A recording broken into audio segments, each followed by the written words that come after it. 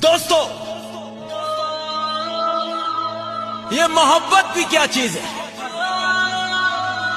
न जीने देती है न मरने देती है। रात दिन उसका चेहरा मेरी नजरों के सामने रहता है। लाख बुलाना चाहूं फिर भी नहीं बुला सकता। बस अब आप लोगों का सहारा है, दुआ कीजिएगा, क्योंकि अगर वो मुझे ना मिली तो मर ही जाऊंगा मैं।